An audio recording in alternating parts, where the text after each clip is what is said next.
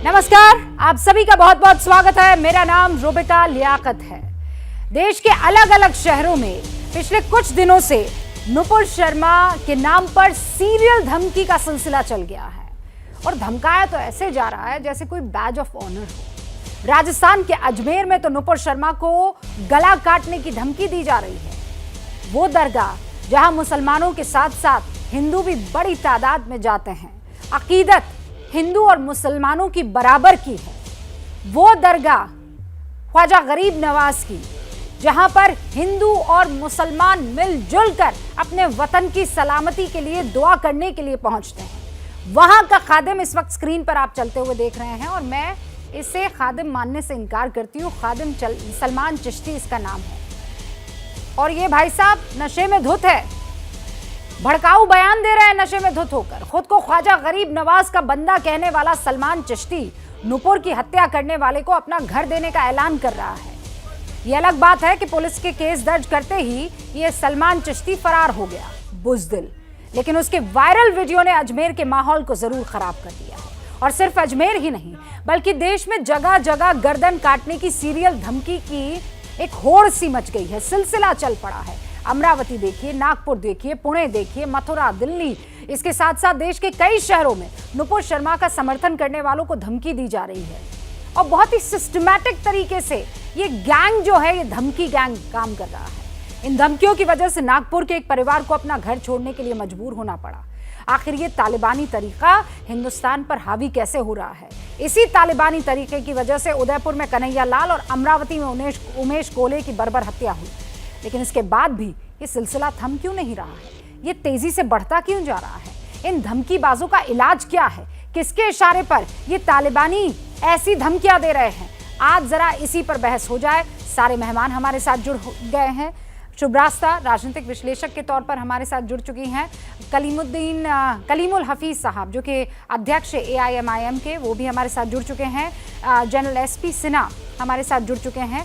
ये रक्षा विशेषज्ञ है, लेकिन आज इनकी पहचान मैं इस लिहाज से करवाने वाली हूं कि एक खत बाकायदा लिखा गया है। आप जानते हैं सुप्रीम कोर्ट के जस्टिस ने जो टिप्पणी की है कि नुपुर शर्मा से ये पूरा का पूरा माहौल जो है उनके बयान से वो खराब हुआ और शुरू हुआ, उस पर एक चिट्ठी उन्होंने जारी की है। वो चिट्ठी में है क्या, ये खुद आपको जनरल साहब बताएंगे। जुनैद हारिस साहब जुड़ चुके हैं, JMI के प्रोफेसर हैं। फिरोज बख्त अहमद साहब पूर्व चांसलर उर्दू यूनिवर्सिटी के इस वक्त हमारे साथ जुड़ चुके हैं।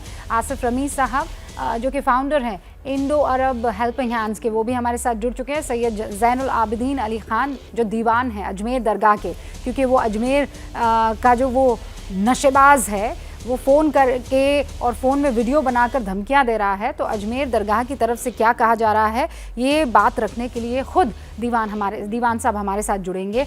शुरुआत शुभ रास्ता मैं आपसे करने वाली हूँ। ये एक के बाद एक ये जो सीरियल धमकियों का सिलसिला चल पड़ा है, इसको आप कैसे समझ रही हैं?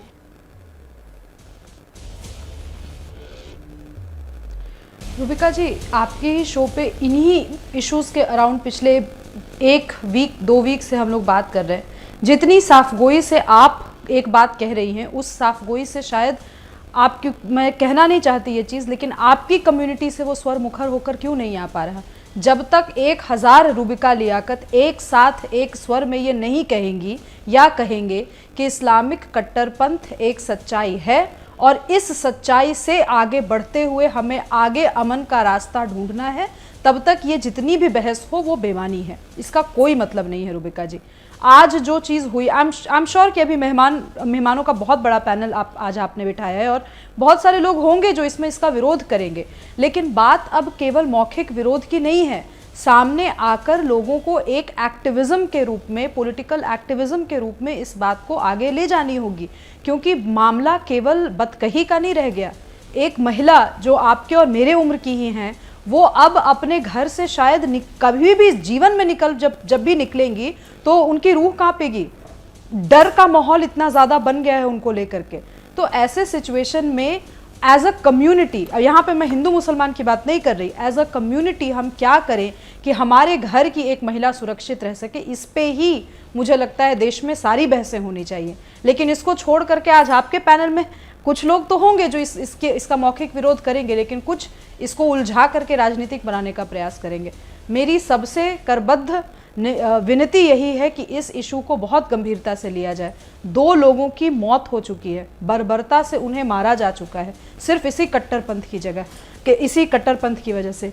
जिस व्यक्ति का वीडियो हम देख रहे हैं आपके चैनल पे, मेरे समकक्ष जो वीडियो चल रहा है, ऐसे व्यक्तियों की जगह किसी सभ्य समाज में होनी ही नहीं चाहिए। लेकिन हम मजबूर हैं कि हमें उन पर पैनल डिस्कशन मुझे तो इस करना शख्स पे पड़ इतना रहा है, गुस्सा आ रहा क्योंकि है, रियलिटी हो टोपी गई। लगाकर, हाथ में तस्बीह लगाकर, जिसे आप लोग माला कहते हैं, जिस पर आप दुरूद शरीफ पढ़ते हैं, मतलब वो भी बहुत पाक कहलाती है, दारू के नशे में धुत होकर ये इस्लाम का ज्ञान दे रहा है। दारू के नशे में धुत होकर ये गुस्ताखे रसूल के ऊपर किस तरीके के फैसले होने चाहिए और कैसे नुपुर की गर्दन काट देनी चाहिए, ये वाहियात इंसान ये बातें कर रहा है। और हम लोग, यानी खासकर वो तमाम लोग जो गुस्ताखे रसूल पर कुछ भी हो जाना चाहिए उसे जायज़ ठहराएंगे, ये कहेंगे वाह क्या शानदार बात कही है, ये समझना है। जुनैद साहब, जिस तरीके से शुभ रास्ता ने अभी ये कहा कि कम्युनिटी होने के नाते अब खुलकर जो लोग वो काम कर रहे हैं और उस काम के ऐलान के साथ कह रहे हैं यही असली इस्लाम है, उनको एक्सपोज करने का वक्त आ गया है और उनके खिलाफ कम्युनिटी एक तौर पर बाहर निकल कर क्यों नहीं नाराए तकबीर अल्लाहू अकबर करती? मैं समझता हूँ कि हर आदमी की अहमियत नहीं होती है और कम्युनिटी ने जिस तरह से रिस्पांस दिया है इन दोनों कत्ल के हवाले से, उसको कम आंका जा रहा है। शायद मैं समझ रहा हूँ कि कोई भी मुस्लिम ऑर्गेनाइजेशन ऐसी नहीं है जिसने मुखालफत नहीं की हो। इसलिए कि देखिए, सज़ा कुछ भी हो लेकिन कानून को हाथ में लेने की हिमायत कोई नहीं करता है। मैं आपको बता दूं, अहानत रसूल की सज़ा मुमकिन है, मुतय्यन है, लेकिन इसके बावजूद इंडिविजुअल किसी को आज़ादी नहीं है कि कोई किसी को जा कर के सज़ा दे, बल्कि हुकूमत का काम है सज़ा देना। इसलिए अब तक मुस्लिम कम्युनिटी की जानिब से एक आवाज़ उठती रही है कि नुपुर शर्मा को गिरफ्तार किया जाए, कि गर्दन हम काटेंगे। आप नुपुर शर्मा को गिरफ्तार किया जाए उस पर आ गए। मैं कह रही हूँ जो गर्दन काटने की बात कर रहा है, मुझे प्रॉब्लम हारिस भाई इसी बात से तो है। पूरी बात सुनने, नुपुर शर्मा पर जो कार्रवाई होनी है वो होगी, कोई ये नहीं कह रहा है। आपने भी, पूरे हिंदुस्तान ने नुपुर शर्मा के उस बयान की जो मुखालिफत की है उसको कम आंका है। आपने तो नहीं कहा है कि हाँ बहुत से हिंदू हैं जिन्होंने कहा है कि नुपुर शर्मा ने जो किया ठीक नहीं किया। हाँ, कहा है। तो फिर आप घूम फिर के नुपुर शर्मा की गिरफ्तारी 33 और लोग हैं जिनके खिलाफ एफआईआर दर्ज हुई है। कानून अपना काम करेगा, लेकिन ये जो गले कट रहे हैं, घूम फिर कर आप वापस नुपुर शर्मा पर आ जाते हैं। आप सुनिए, मैं कह रही हूँ गर्दन काटने पर बात कीजिए ना। सुनिए, ये गर्दन काटा जाना, सिर्फ ये मैं कह ही रहा हूं कि बार बार कह रहा हूं कि दरिंदगी है और इसकी हर हाल में मुखालफत हो रही है। मैं लेकिन साथ साथ ये भी कह रहा हूं कि आप एक की मुखालफत करेंगे, इसमें हिंदू मुस्लिम जब तक करेंगे तब तक प्रॉब्लम होगी। अफराजुल की गर्दन कटी थी, अगर उस वक्त कायदे से शंभू रेगर की मुखालफत हो गई होती, अगर उस वक्त फांसी की डिमांड हो गई होती, तो मैं समझता हूं शायद कहानी यहां तक भी नहीं पहुंचती। क्यों हम दो रुखापन हम इख्तियार कर रहे हैं? कम से कम हम इस मामले में एक साथ रहें। एक नहीं, मैं आपको यहां बैठे बैठे 20 ऐसी कहानियां बता दूं जहां पर कि एक्शन जैसा लिया जाना चाहिए था, नहीं लिया गया, कहानी यहां तक पहुंची। अब भी अगर हम जाग रहे हैं तो बहुत अच्छी बात है और कानून को अपने हाथ में लेने वालों के खिलाफ सख्त से सख्त कार्रवाई करनी चाहिए। शुभ रास्ता कुछ कहना चाह रही, लेकिन उससे पहले फिरोज बख्त अहमद साहब, जो हारिस साहब कह रहे हैं इसमें बहुत इफ एंड बट है। इसमें अनकंडीशनल क्यों नहीं? ये क्या खौफ है कि अनकंडीशनली खड़े होने में आपको खौफ लगता है? बिल्कुल अनकंडीशनल कह रहा हूं कि अब से भी आतंकी घटना हो गई है, आप पीछे काहे जा रहे हैं? मैं कह रही हूं आज की तारीख में अनकंडीशनली ये कह दीजिए ना कि जो हुआ है गलत हुआ है, गलत हुआ है। बार बार कह रहे हैं इस बात को। अल्लाह का इस्लाम इस बात की बिल्कुल भी इजाजत नहीं देता है, ये सबसे बड़ा हराम है। क्यों नहीं बोल पाते हैं? ये बिल्कुल बोल रहे हैं, हम ये कह रहे हैं कि किसी भी मजहब के याद आ गया, आपको दूसरे तमाम केसेस याद आ गए, किसी भी मजहब ताकि आप इसे बराबर कर सके, आप इसे बराबर करना चाह रहे हैं। देखिए, हिंदुस्तान इस वक्त एक बड़ा सीरियस मोड़ पे है। आतिशफशा पहाड़ के दहाने पे बैठा है, ठीक है, ज्वालामुखी पे बैठा है, और हम सबका ये फ़र्ज़ है। आपने शुरुआत तो अच्छी करी, मैं कोई पॉइंट आउट नहीं कर रहा, मैं पर्सनल नहीं होता डिबेट में, लेकिन ये कि हमको बिल्कुल एक प्लेटफॉर्म पे और एक ही आवाज़ से कहना होगा कि जो उन्होंने किया गलत किया। उसको अगर हम ये कहें कि फ़लाँ जगह ये हुआ, वहाँ ऐसा हुआ, उसको कंट्रोल कर लिया जाता, अखलाक के साथ ऐसा हुआ, तबरेज़ का, वो बिल्कुल गलत है। लेकिन यहाँ पर उसको लाने की ज़रूरत नहीं है। जो कन्हैया लाल के साथ हुआ या जो वहाँ औरंगाबाद वहाँ हुआ, अपने महाराष्ट्र में अमरावती में, बिल्कुल गलत है, कोई एक्सेप्टेबिलिटी नहीं है। नाउ हैविंग सेड दैट, मैं कहना चाहूँगा कि देखिए पूरे मैं अपने कौम, मैं कोई ठेकेदार नहीं हूँ, मेरे पास AMIM के वो बैठे हैं मेरे दोस्त, हम पूरे मुसलमानों के ठेकेदार नहीं, फिर भी मैं मुस्लिम कौम से, अपने अकाबरीन से, अमायदीन से, उलेमा से मैं रिक्वेस्ट ये करूँगा कि माहौल बहुत गर्म है और ये अजमेर से जिस तरह का वीडियो आया है बिल्कुल कंडेम करें, चाहे ओपनली रोड पे आके कंडेम करें या जैसे भी करें। हमारा फ़र्ज़ ये बनता है, देखिए मैं एक छोटी सी बात कह के बात को ख़त्म करता हूँ। एक सूफ़ी कॉन्फ्रेंस करी थी वज़ीर आज़म मोदी ने गालिबन 2015 में। उन्होंने अल्लाह के 99 नेम्स की बड़ी तारीफ़ की थी। उन्होंने ये भी कहा था वहाँ पर कि हम मुसलमानों के एक हाथ में कुरान, एक में कंप्यूटर देखना चाहते हैं। उन्होंने ये भी कहा था कि मुसलमान हमारी संतान की माफ़िक हैं, हम उनके साथ बराबरी का सलूक करेंगे। तो मैं सोचता हूँ कि हमारा माहौल ये होना चाहिए।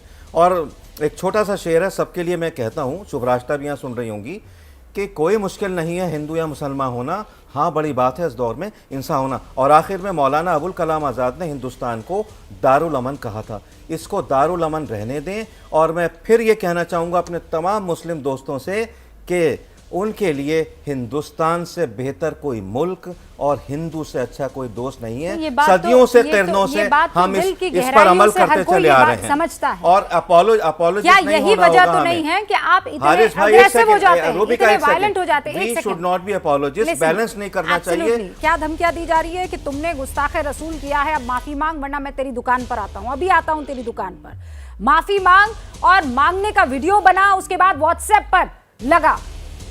आपको समझ में आ रहा है ये कितना खौफ किसी में पैदा कर सकता है? और दोनों कम्युनिटी में, हिंदू और मुसलमानों में, किस तरीके की जो वो तलखी है वो ला सकता है। इसी पर आज हम बहस कर रहे हैं। और इसीलिए कलीम साहब, अब मैं आपसे बात करना चाहती हूँ, ये सीरियल धमाकों की तरह ये जो सीरियल धमकियां चल पड़ी है, इसको रोकेगा कौन? देखिए, मुल्क कानून से चलेगा और जो कानून को नाफिज करने वाली एजेंसीज़ हैं उन्हीं की जिम्मेदारी है इन सब चीज़ों को रोकना। लेकिन इसका दूसरा पहलू माशरे का है, समाज का है।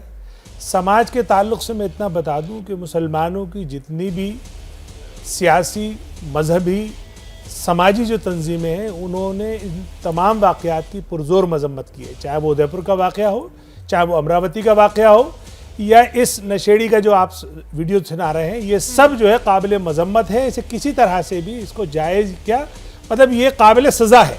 लेकिन सवाल ये पैदा होता है कि अगर इन तीनों वाक़यात को आप जमा कर दें और इसके पीछे जाएं ये वाकई हो क्यों रहा है, तो आपको वो इस देश के न्याय मंदिर पे जाना होगा कि जहां न्यायमूर्ति ने बाकायदा इशारा नहीं किया, बाकायदा टिप्पणी करके ये बात बताई कि आखिर इसकी वजह क्या है। एक वजह तो ये है कि लोगों को टीवी बहस के दौरान, चाहे वो बहस का टॉपिक हो, चाहे वो एंकर हो, चाहे प्रवक्ता हो, उनको बोलने से पहले सोचना चाहिए।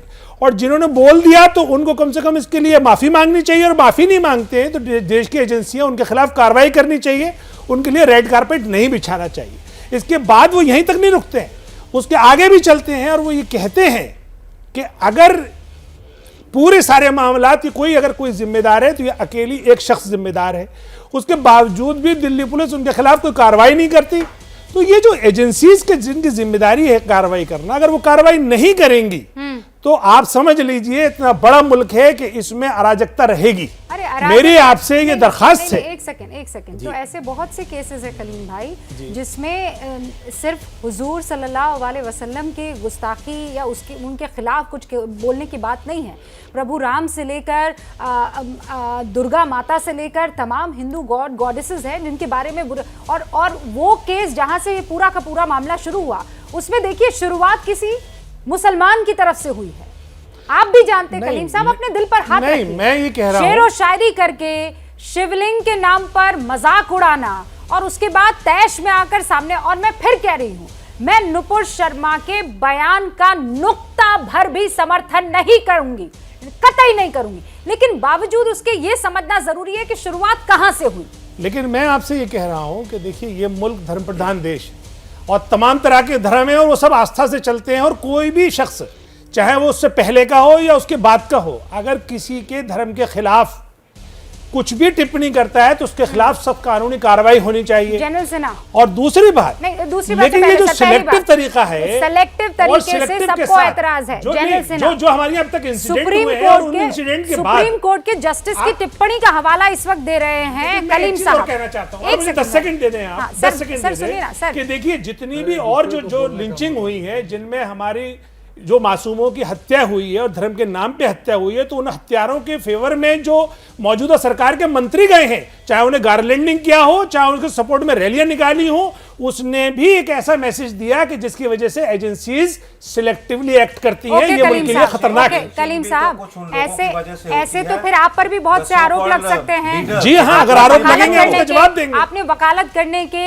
बहुत सारे ऐसे पेशगी की थी कि नहीं ये जो बच्चे हैं ये तो मासूम हैं, जिनके ऊपर बड़े बड़े आतंक के आरोप थे। इस बात पर तो आप पर भी आरोप लग सकते हैं।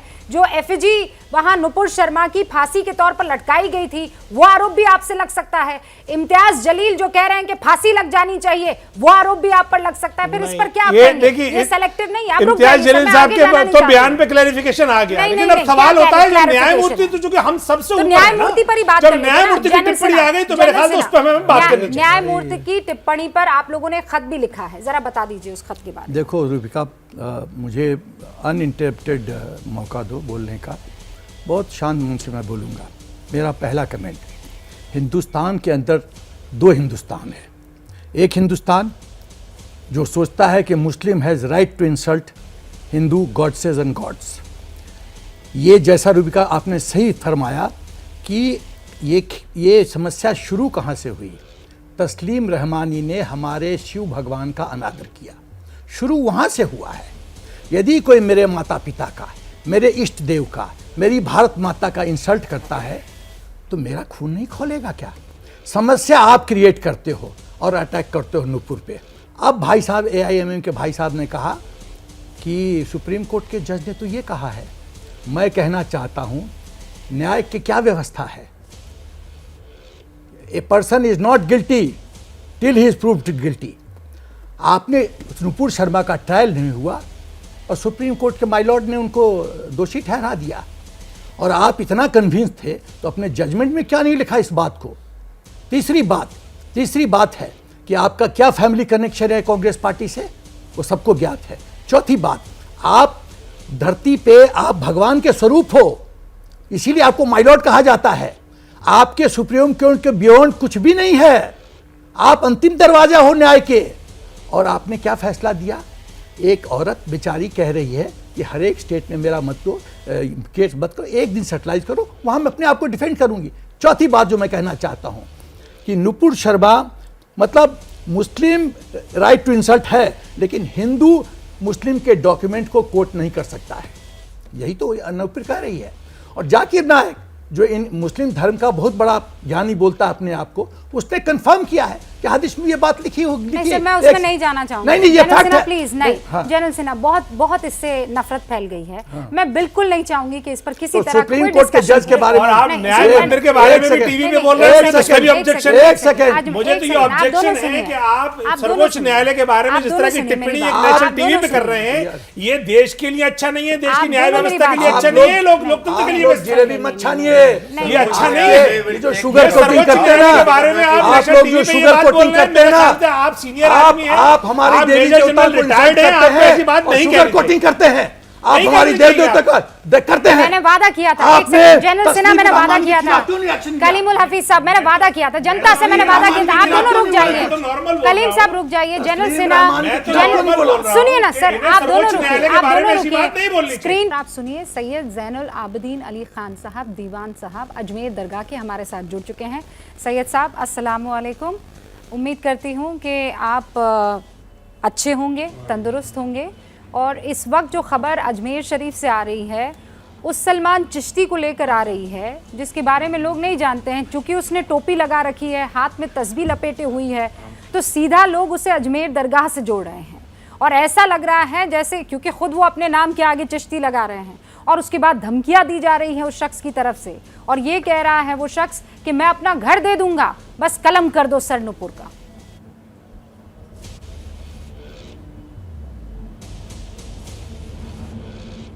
देखिए, ये जो बयान उसने दिया है ये उसका अपना ज़ाती बयान है। दरगाह से संबंधित 3 जमातें हैं। एक जमात को कहते हैं खुद्दाम साहिबान, जिनका कार्य है आने वाले यात्रियों को दर्शन कराना, ज़ियारत कराना और उनको तबरुकात से नवाजना। दूसरा, सेंट्रल गवर्नमेंट की तरफ से 9 मेंबर्स की कमेटी है, दरगाह कमेटी। उसका एक नाजिम एडमिनिस्ट्रेटर है, वो IAS रैंक का होता है। तीसरा जो है स्पिरिचुअल साइड के अंदर दरगाह दीवान, जो ख्वाजा साहब का वंशज है।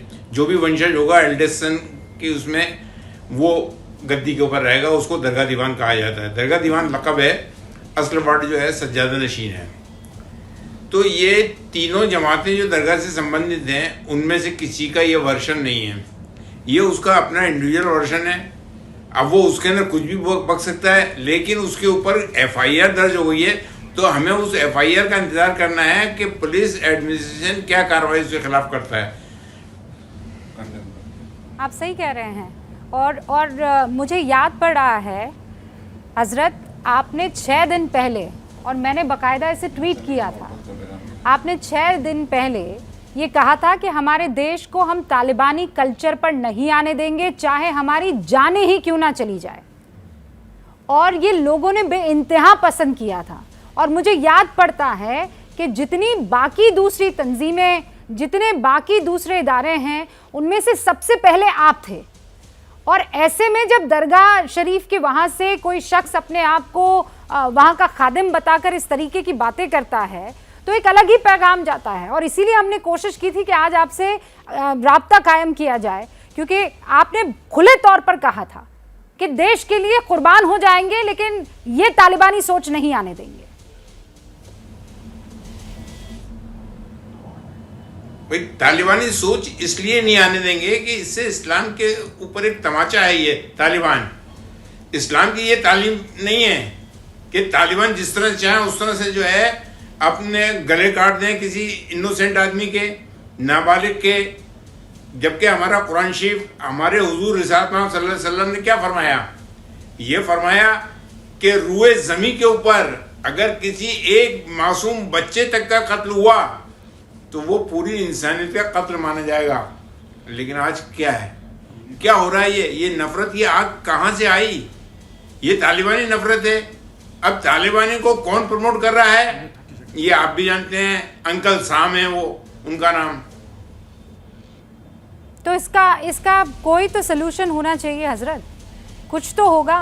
आज जो ये धमकियां मिल रही है, इसका सॉल्यूशन ये मैं बार बार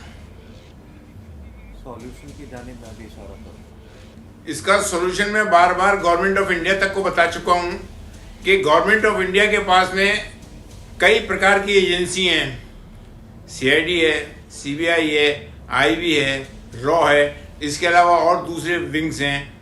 उनसे पूरे इंडिया के अंदर ये सर्वे करवाएं कि एक्चुअल में धर्मगुरु कौन कौन हैं।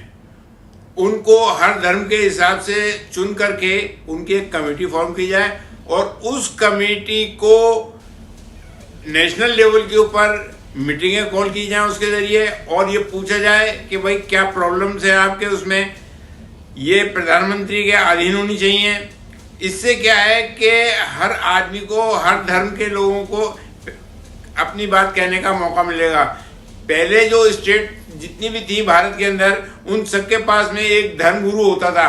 अगर धर्म को लेकर किसी किस्म की कोई कंट्रोवर्सी होती थी तो वो धर्म गुरु से परामर्श लेकर के वो अपना डिसीजन देता था। यही वजह थी कि उनका कार्यकाल पुरअमन शांतिपूर्वक रहा है। हजरत, आपका ये आइडिया लॉन्ग टर्म के लिए ज़रूर काम कर सकता है, लेकिन आज की तारीख में ये जो बच्चे आकर जिनको सच में ना हदीसों का इल्म है, ना कुरान के उन्हें माने पता है, फ़ोन लगा लगा के धमकियां दे रहे हैं। हजरत ये कह रहे हैं कि गुस्ताखे रसूल, इनको इल्म नहीं है कि माफ़ी मांग वरना तेरा गला काट देंगे, माफ़ी मांग वरना तेरी दुकानों पे हम हमला कर देंगे। इससे पूरी कौम बदनाम हो रही है। और ख़ासकर ये शख्स जो खुद को खादिम कह रहा है, ये दरगाह का प्लेटफॉर्म इस्तेमाल कर रहा है।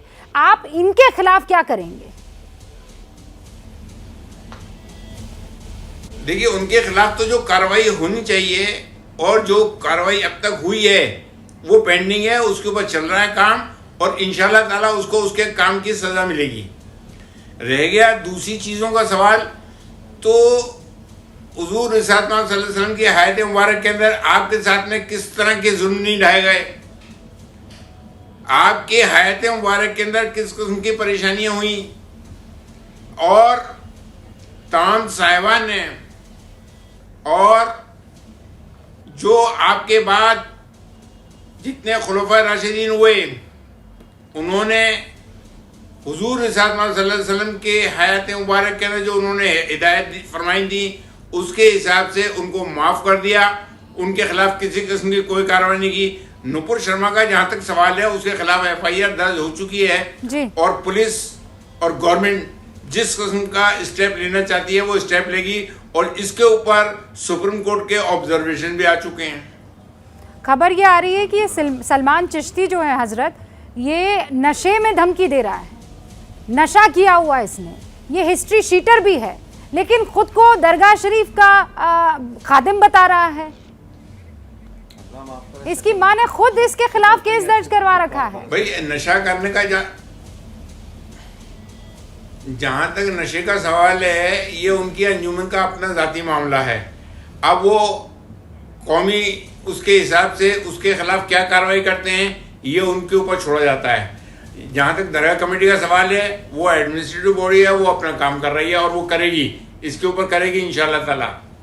और हम उम्मीद करते हैं आप जल्द से जल्द फैसला लें। हजरत वक्त देने के लिए बहुत बहुत शुक्रिया। सैयद ज़ैनुल आबिदीन अली खान जो कि हजरत हमारे साथ जुड़े हुए थे सर, उन्होंने हमसे बस ये वादा किया था कि हम आएंगे पर बहस में शामिल नहीं होंगे, तो मैं अपनी ज़ुबान दे चुकी हूँ, इसलिए मैं 30 सेकंड ओके। अब मैं चाहती हूँ कि 30 सेकंड पर आप मुझसे वादा कीजिए कि कोई भी टिप्पणी इस वक्त धर्म पर ना होगी, ना हिंदू पर ना मुसलमान पर। अब आप अपनी बात रखिए, 30 सेकंड। मैं फैक्ट्स पे बात करूंगा। मेरे एक मुसलमान दोस्त जो बड़े अच्छे हैं, उन्होंने कहा कि प्रॉफिट ने कहा था कि आपके बगल में पड़ोसी यदि कोई भूखा सोता है तो आप पापी हो। इतने वो मेहरबान थे। अभी अली साहब ने कहा कि यदि कोई मतलब एक इंसान का कत्ल करता है तो वो धर्म के अनुसार पापी है, ये प्रॉफिट ने कहा है। तो फिर मदरसा भी ये काफिर का बीज कौन बोता है? फिर किलर्स काफिर को मार दो, ये बीज कौन बोता है? ये दोनों में तो विरोधाभास है, ये दोनों में तो बहुत बड़ा विरोधाभास है। पॉइंट है सर, इसको कौन एड्रेस करेगा? या प्रॉफिट राइट है या बाकी सब राइट है? हारिस भाई, मेरे लिए प्रॉफिट राइट है क्योंकि प्रॉफिट मेहरबान है, काइंड है। ओके। और इन लोग तो बर्बाद कर दिया है इन्होंने। जुनैद साहब जवाब दीजिए। देखिए, इन्होंने बातों बातों में एक लफ्ज़ इस्तेमाल किया मदरसा का। मैं आपसे बिल्कुल क्लियर कहना चाहता हूं, एक मदरसे का ये मदरसे का प्रोडक्ट है क्या? शंभू रेखा मदरसे का प्रोडक्ट था? मैं ये पूछना चाहता हूं कि मदरसे को बीच में ला करके इस तरह की चीजों से जोड़ने का मतलब आरिफ खान साहब ने कहा है, मुझे बोलने दी, कि मदरसा ही जहर देता है बच्चों को। किसी के बीच में नहीं बोलते, बच्चों को जहर दिया जाता है मदरसा में। बोलने दें, बोले वाले इंसान। जनरल सिन्हा, उनको अपनी बात रखने दीजिए। मैं 30 सेकंड का मैं आपको बता दूं कि मदरसे से मैं पढ़ा हुआ हूं, मेरा पूरा बैकग्राउंड मदरसे है, मदरसे की आला डिग्री मैंने ली है। जुनैद साहब, आप जितने मैं जो बात कह रहा हूं, जुनैद साहब आप जितने कितने हैं सच बता दीजिए ना मुझे। अच्छा, मुझे बोलने दे प्लीज। आरिफ मोहम्मद खान साहब मदरसे से नहीं पढ़े हुए हैं, ये बात क्लियर होनी चाहिए। जो मैं बात कह रहा हूं, मैं पूरे ऑथेंटिकेशन के साथ इस बात को कह रहा हूं कि मदरसे के अंदर बिल्कुल ऐसी तालीम नहीं दी जाती है जो कि मुल्क के विरोधी। एकदम दी जाती है। बिल्कुल, आप झूठ बोल रहे हैं, इसलिए मेरे सामने आप मुझको गाली दे रहे हैं। एकदम दी जाती है। इसीलिए काफिर का कॉन्सेप्ट वहीं से शुरू होता है। अब आपको बता दूं, काफिर का कॉन्सेप्ट वहीं से शुरू होता है। काफिर को मार दो। जिस महीना रमजान का महीना होता है उसके बाद खत्म होते ही काफिर को मार दो। अच्छा, ये कहाँ से पढ़ लिया भाई? आप लोग सिखाते हैं, जहालत आप लोग बच्चों को सिखाते हैं। जनरल साहब, मुझे 30 सेकंड दे दीजिए, कैसी मैं बातें बता कर रहा रहे हूं। एकदम सही बात कर रहे हैं। आप जनरल नेशनल डिबेट में आप जनरल सिन्हा काफिर को मार कह रहा हूं। मदरसे में सिखाया जाता है, ऐसे मैं जाहिल सही लोगों कह को रहा बिठाते हूँ। हैं। आप आरिफ खान साहब को सिखाइए फिर। आरिफ मोहम्मद एक खान सेकंड। साहब मुझसे बात कर लें, मैं आपको क्लियर बता दूं कि मदरसे से मतलब मैं पढ़ा आरिफ हुआ साहब हूं। को मुसलमान अरे बस कौन सा धर्म का कहाँ ज्ञान नहीं है, पढ़ाया जाता है? आपको ज्ञान है। मदरसे मैं ये बताती लिखा हूँ, हुआ आपको ज्ञान है, मैं उनको ज्ञान नहीं है। नहीं है। मैं बताती हूँ आपको। नहीं हारिस है। साहब, हारिस साहब मेरी बात सुनो।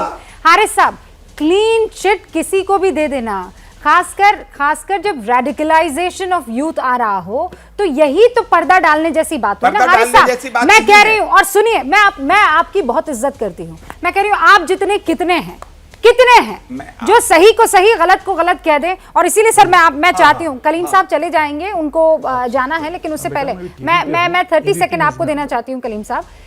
क्यों, क्या प्रॉब्लम है अगर मदरसों को मॉडर्नाइज कर दिया जाए? क्या दिक्कत है? मैं आसिफ रमीज दाऊदी साहब भी हमारे साथ जुड़े हुए हैं। मदरसा एक एजुकेशन सिस्टम है, उसमें इम्प्रूवमेंट की गुंजाइश है, वो कभी भी कितना भी मॉडर्नाइज किया जा सकता है। लेकिन सवाल यहाँ ये हो रहा है कि आखिर रेडिकलाइज कौन कर रहा है? रेडिकलाइज ये जब बैरिस्टर असदुद्दीन ओवैसी साहब के घर पर धारदार हथियार से हमला हुआ, फिर उनके बाद उनकी गाड़ी पर गोली चलाई गई, उसके बाद उन्होंने संसद में एक स्पीच दी, वो सब मदरसे उसमें उन्होंने ये कहा कि ये कौन लोग हैं जो एक मिनट मुझे बोलने दीजिए। अखलाक का ये कौन लोग हैं कि आखिर मदरसे से था। ये कौन लोग हैं कि ये जो रेडिकलाइज हो गए हैं, ये कहां से सोच आ रही है? इसके लिए हमें जो है एंटी रेडिकलाइजेशन सेल बनाना चाहिए और गवर्नमेंट को नेशनल इंटीग्रेशन की मीटिंग बुलानी चाहिए और एंटी रेडिकलाइजेशन सेल में सब धर्मों के लोग हों, ताकि ये जो रेडिकलाइजेशन बढ़ रहा है, चाहे वो हिंदुओं में बढ़ रहा हो चाहे मुसलमानों में बढ़ रहा हो, ये मुल्क के लिए खतरा है और इसको रोका जाना चाहिए। और जुनैद साहब, करेक्ट, जुनैद साहब रुक जाइए, रैगर करके आप रेडिकल यूथ, मैंने रेडिकल यूथ कहा, आपने रेडिकल मुस्लिम सुना। प्रॉब्लम कहां आई? जी नहीं, आपकी सोच में आई। रेडिकल यूथ का मतलब यह है कि रेडिकलाइजेशन जहां जहां हो रहा है, भाई अगर मान लीजिए रेडिकलाइजेशन हिंदुओं में हो रहा है, तो वहां पर ऐसा कोई सिस्टम है कि बाकियों से दूर करके उनको एकदम कोने में रखा जाए, है कि नहीं है? देखिए, मैं आपको एक चीज बताना चाहता हूं, अगर आप इजाजत दे तो। धर्म संसद में खुलेआम मुसलमानों के प्रसंगार ये जो सलमान चिश्ती था, ये कोई रेडिकलाइजेशन नहीं हो सकता, इसको रोका जाना चाहिए। ये प्रॉब्लम है ना, ये प्रॉब्लम मैं कह रही हूँ। ये जो सलमान चिश्ती था, इसको आपने कहा ये टुच्चा सा है, इसको क्यों भाव दिया जा रहा है? मैं कह रही हूँ ऐसे बहुत से भगवाधारी टुच्चे घूम रहे हैं, उनकी हर बात को क्यों फिर आप भाव देंगे? अगर सलमान चिश्ती इस लिहाज में एकदम छोटा सा कोई आदमी जिसकी तरफ इग्नोरेंस हमें भरी नजर से देखना चाहिए, तो फिर वहां धर्म संसद में क्यों नहीं? बिल्कुल बिल्कुल, आपको मैं बता रहा हूं, मैं इससे कह रहा हूं और हुकूमत से मेरी चाहत है कि उसको जितनी जल्दी हो सके उसे गिरफ्तार किया जाए, उसको सजा दी जाए। लेकिन साथ साथ मैं भी ये भी कहना चाह रहा हूं, आप एक नाम पर रुकी हुई, उसी नाम पर मैं दोबारा बात कर रहा हूं। शम्भी रेगर 2017 में उसने जलाया था और वीडियो बनाई थी। अरे 2022 में आइए ना सर, गले कट रहे हैं अमरावती में, गले कट रहे हैं उदयपुर में, और मैं 2018 में ही रहूंगा। क्यों? क्योंकि वहां एक हिंदू ने मुसलमान को काटा था। मैं आसिफ साहब का रुख करना चाहूंगी। आसिफ साहब, यहाँ शरिया कानून नहीं चलता है, आप इस वक्त जहाँ मौजूद हैं वहाँ पर शरिया कानून लागू होता होगा, लेकिन ये बात सच है कि जहाँ शरिया कानून लागू होता है वहाँ भी इस तरीके से सरेआम सर नहीं काट दिए जाते हैं कि कोई भी खड़ा हुआ, उसकी मर्जी हुई, उसने कहा गुस्ताखे रसूल हुआ और जाकर सर कलम कर दिया। ये बेहूदगी, ये वहशीपन, ये आ कहाँ से रहा है? रविका, सबसे पहले आपका शुक्रिया। देर से बोल रहा हूँ, ज़रा सा मौका दीजिएगा। ये जो आप शरिया की बात कर रही हैं, इसमें मैं यही बताना चाहता हूँ कि हम पहली बात तो हिंदुस्तान में रहते हैं, अफगानिस्तान में नहीं। दूसरी चीज़, वो हिंदुस्तान जहाँ के संविधान की बहुत तारीफ होती है, और उसी संविधान में जो अभी न्यायाधीशों ने, जो हमारे हिंदू भाई हैं, वो खुद हमारे मुसलमानों की या दूसरे जितने भी रिलीजियस हैं उन लोगों की रक्षा कर रहे हैं। तो यहाँ पे नफरत की बात जो फैलाने की कोशिश करता है, उसकी सख्त मजम्मत होनी चाहिए। और अभी मैं अगर सीधा आ जाऊं सलमान चिश्ती पे, मैं आपको बताऊं कि उसको इस तरह से समझने की जरूरत है कि वो सीरतुन नबी को तो पढ़ने की कोशिश करें। आसिफ साहब, आपकी आवाज़ डिस्कनेक्ट हो गई है, कुछ नेटवर्क में प्रॉब्लम आ रही है। शुभ रास्ता कुछ कहना चाह रही थी, उसके बाद सर मैं आपका रुख करूँगी। शुभ रास्ता। जी रुबिका जी, मैंने बहुत ध्यान से सबको सुना और मुझे जुनैद जी की एक बात से एतराज़ है। जामिया मिलिया इस्लामिया में वो पढ़ाते हैं, जिस समय एक छोटा सा एग्जाम्पल, क्योंकि वो एग्जाम्पल्स कोट करके हर बात कहना चाह रहे हैं, इसलिए मैं भी एक एग्जाम्पल कोट कर रही हूँ। जब CAA को लेकर के प्रोटेस्ट हुआ था, तो पूरी कम्युनिटी जो जामिया मिलिया इस्लामिया के आसपास थी, वो पूरी कम्युनिटी बाहर थी। वहाँ की महिलाओं को मैंने भी सलाम किया कि आपने, अब जबकि मैं अग्री नहीं करती उनके पॉइंट ऑफ व्यू से, लेकिन फिर भी मैंने कहा कि नहीं, उन्होंने अपने लोकतांत्रिक तरीके से अपना पक्ष रखने के लिए एक कवायद की। मैं जुनैद जी से ही पूछना चाहती हूँ, नूपुर शर्मा वाले प्रकरण के बाद क्या इस तरीके से महिलाओं को सामने नहीं आना चाहिए था, ये कहते हुए कि इसी लोकतंत्र में हमने अपनी आवाज़ बुलंद की थी, आज मैं एक महिला के लिए आवाज़ बुलंद करने आ रही हूँ। क्योंकि मुझे याद है रूबिका जी, उस समय उस पूरे मूवमेंट को महिला लेड मूवमेंट कहा गया था कि महिलाओं ने अपने लिए आवाज़ मुखर की है और राष्ट्रवाद के नाम पे मुखरता से सामने आ रही हैं। तो मैं जुनैद जी से पूछना चाहती हूँ कि आज ये जो मैं कलेक्टिव एक्टिविज्म की बात कह रही हूँ, ये कलेक्टिव एक्टिविज्म कहाँ है? और आप वॉट अबाउटरी मत कीजिएगा कि जब फलाने ने बोला था तो आपने भी नहीं कहा था। जब यति नरसिम्हानंद ने भड़काऊ बयान दिए, एक पूरी कम्युनिटी सामने आई, बहिष्कार किया गया, लेकिन अनफॉर्चुनेटली जुनैद जी ये हुआ नहीं है। नूपुर शर्मा के केस में इफ एंड बट लगा करके बात की जा रही है, आप इसको मानिए। और एक अंतिम प्रश्न, जो बात रूबिका जी ने भी की, नूपुर शर्मा के पहले जब तस्लीम रहमानी बात कर रहे थे और उनके पहले जब एक और, मुझे नाम नहीं याद आ रहा है उस व्यक्ति का, जब वो कह रहे थे एक ने शिवलिंग को फव्वारा बताया और एक ने शिवलिंग पर इतनी भद्दी भद्दी टिप्पणी की, उन पे आपका क्या कहना है? क्या उनके सर कलम करने की बात आपने किसी हिंदू कम्युनिटी में से किसी की तरफ से सुना? उसकी भर्त्सना बहुत हुई, लेकिन किसी ने जान माल ले लेने की बात नहीं की। तो आप समझिए कि बात कहाँ पे की जा रही है, किस तरीके से की जा रही है। और ये जो इस्लामिक रेडिकलिज्म है, उस पर अगर आप लोग आवाज नहीं उठाएंगे तो हमारी आवाज की कोई वैल्यू नहीं है। क्योंकि मैं एक हिंदू कम्युनिटी से आती हूँ, मैं एक हिंदू महिला हूँ। ये इस्लाम धर्म के अनुयायियों के बीच से ही ये आवाज मुखर होनी होगी। मेरा ख्याल है आपने बात कंप्लीट कर ली और आपने मुझसे डायरेक्ट बातें की है, इस वजह से मैं आपसे क्लियर करना चाहता हूँ। पहली बात तो एक चीज़ मैं आपको क्लियर कर दूँ कि इस मुल्क के अंदर जो इस्लाम खुद ये कहता है कि लॉ ऑफ द लैंड को माना जाएगा, इस्लामिक शरिया को भी लागू नहीं किया जा सकता है। जबकि हमारा ये मानना है कि इस्लामिक शरिया इंसानियत के लिए मुफीद चीज़ है, लेकिन लागू नहीं किया जा सकता है, ख़ुद ये इस्लाम कहता है। हमने यहाँ के सेकुलर कानून से समझौता किया है। अगर कोई चाहेगा भी शरिया कानून लागू करना तो इस्लाम के नुक्ता नज़र से जायज़ नहीं होगा। एक चीज़ तो ये। दूसरी बात मैं ये कहना चाहता हूँ कि बिल्कुल जेंडर डिवीज़न की मैं बात नहीं कर रहा हूँ। जुल्म किसी पर भी हो, हम जालिम के मुखालिफ हैं और जिस पर अत्याचार हुआ है हम उसके साथी हैं, चाहे वो औरत हो, चाहे वो मर्द हो, चाहे वो हिंदू हो, चाहे वो मुसलमान हो। लेकिन मैं आपसे ये बात कहना चाह रहा हूँ कि जहाँ तक रेडिकल अप्रोच का संबंध है, आप यकीन जानिए इसी रेडिकल अप्रोच के हवाले से हमारी पूरी की पूरी टीचिंग होती है। और 1947 में जो हमारे मुल्क का संविधान बना, उसके अकॉर्डिंग हम चाहते हैं कि पुरअमन माहौल में माहौल में हम राष्ट्र निर्माण की बात करें। इस तरह की बातें नहीं होनी चाहिए। अच्छा। एक चीज ये इस्लामिक राष्ट्र निर्माण ऐसे होगा, गुस्ताखे रसूल की एक ही सजा, सरतन से मैं तो कह रहा हूं उसकी मुखालिफत कर रहा हूं। मुखालिफत कैसे? मैं बताती हूँ आपको। अब पूरी बात सुनिए, मेरी बात सुनिए। हारिस साहब प्लीज, आपने कंप्लीट हारिस साहब मैं कंप्लीट करने दूंगी। मैं बता रही हूँ इन रेडिकल बदतमीजों को सबक सिखाने के लिए दूसरा तरीका आप लोगों ने क्यों नहीं अपनाया? मैं कह रही हूँ आप कन्हैया के जनाजे में क्यों नहीं गए? हाँ, अब ये सवाल है। आप लोग जाते ना, आप यकीन जानिए कि वहां पर वो जालीदार टोपियां क्यों नहीं दिखी उस जनाजे में? मैं बता रहा हूँ तो पड़ता ना उनके मुंह पर तमाचा। ये मेरी आपको मैं बता रहा हूँ, मैम सुन लीजिए। उमेश कोले के जनाजे में उनकी अर्थी में क्यों जालीदार टोपियां नहीं? मैं आपको और वहां पर लगाते ना आप ये नारा। आपको बता रहा हूँ कि जिस वक्त कन्हैया लाल का जनाजा जा रहा था, मैंने जाती तौर पर हमें सवाल कर रहा था कि मुस्लिम जमातों को, और मैं खुद उसमें शरीक होना चाहता था। आप यकीन जानिए कि जो नारे वहां पे लगाए जा रहे हैं कि गोली मारो सालों के, ये सारे के सारे नारे वहां पे लगाए जा रहे थे। लेकिन अब क्या किया जाए? मैंने खुद ये सवाल किया था कि ऐसी चीजें क्यों हो रही हैं। वो जनाजे का आप शव यात्रा सुन लीजिए, मैं उस डिबेट में शामिल था जिसके अंदर की वो जनाजा जा रहा था, और मेरा बेसिक सवाल मैम यही था कि वहां पर जाना चाहिए। देखिए रेडिकल, अगर आप सिर्फ बात पूरी हो गई है, थोड़ा सा जाना चाहिए, जाना चाहिए नहीं, जो नारे लगाए जा रहे थे वहां हंगामा था। समथिंग या मैं खामोश रहूं? नहीं सर, देखिए ऐसा है, दो चीजें निकल के आई सामने। एक तो शुभराष्ट्र ने पॉइंट आउट किया, बहुत ही जेन्युइन चीज पॉइंट आउट किया। मैं अपने दोस्तों से रिक्वेस्ट करूंगा बीच में ना बोलें, आवेश में ना आए।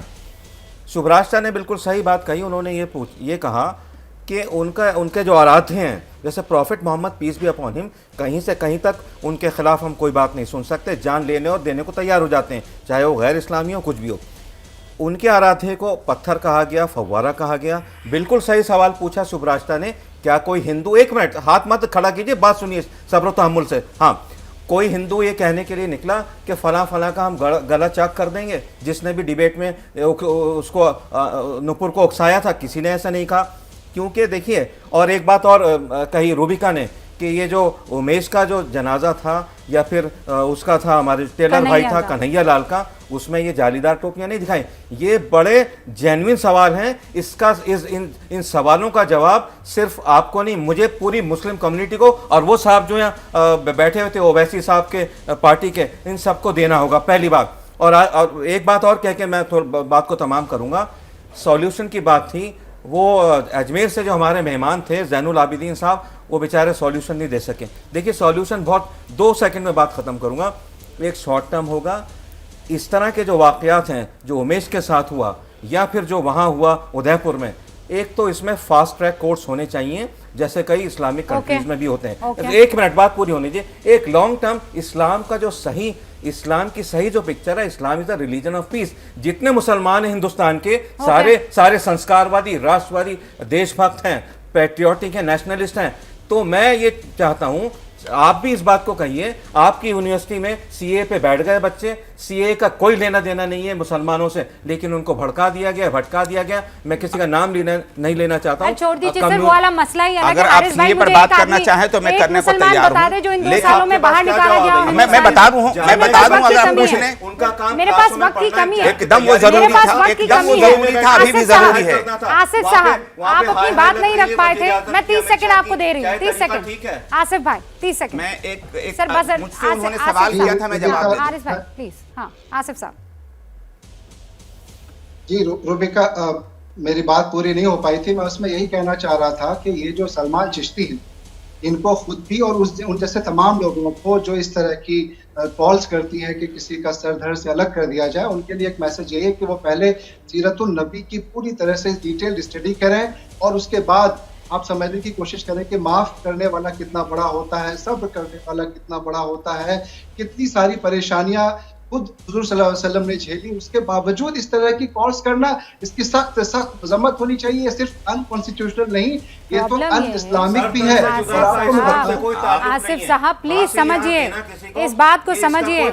ये बात कड़वी लग सकती है, लेकिन पढ़ा लिखा मुसलमान, सर पढ़ा लिखा मुसलमान जरूर ये बात कहता है कि Islam is a peaceful religion, और वो हुजूर की सारी जो उन्होंने पढ़ाया है, जो इस्लाम उन्होंने फैलाया है, उनकी जो तालीमात है उस पर जिक्र करता है। लेकिन आप ग्राउंड लेवल पर जाइए, क्या जो हम डिस्कस कर रहे हैं, क्या जो इस्लाम हम जानते हैं, क्या जो हुजूर की जिंदगी को हम जानते हैं, वो ग्राउंड लेवल पर अपने आप को पक्का सच्चा मुसलमान कहने वाला जानता है? वो नहीं जानता है। वो बहुत कट्टरता से सोचता है, और उसके पीछे कौन जिम्मेदार है? आप गलत कह रहे हैं, जाना चाहिए जमातों को।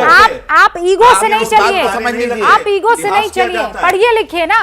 दारू के नशे में वो इस्लाम सिखाएगा? बिल्कुल गलत है। क्राइम करके कोई इस्लाम सिखाएगा? उसे सजा दी जाए ना।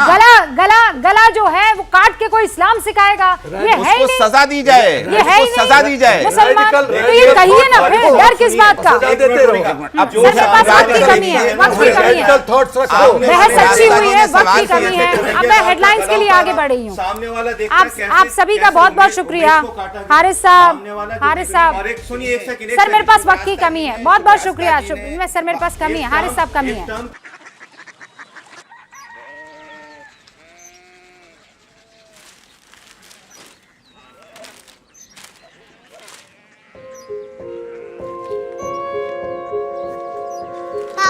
बाबा कोरिया सिटी জানি না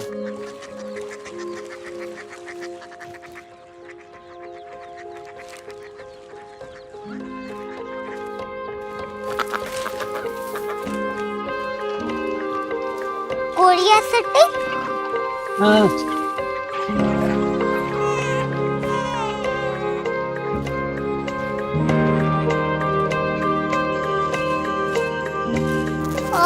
कोरिया सिटी कहाँ पे है?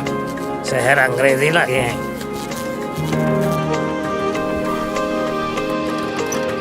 Korea city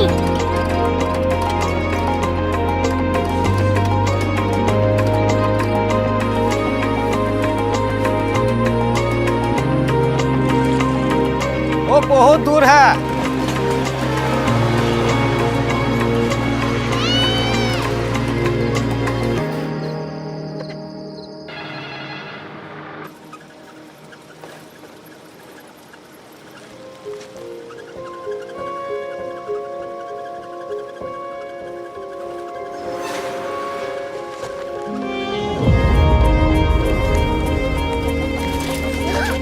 Korea city.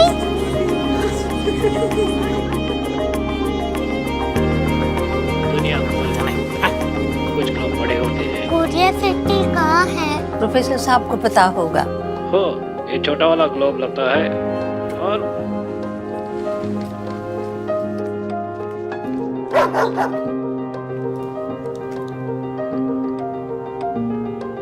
पता नहीं, मेरी बेटी से जाके मिल लो, शायद उसे मालूम हो।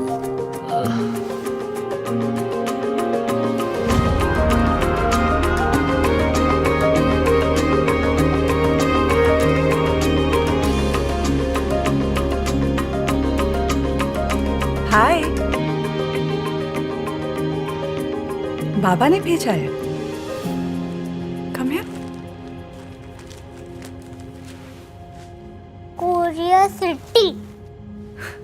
कोरिया सिटी नहीं, क्यूरियोसिटी। वो क्या? That's what brought you here? जो तुम्हें यहाँ तक ले आया। क्यूरियोसिटी।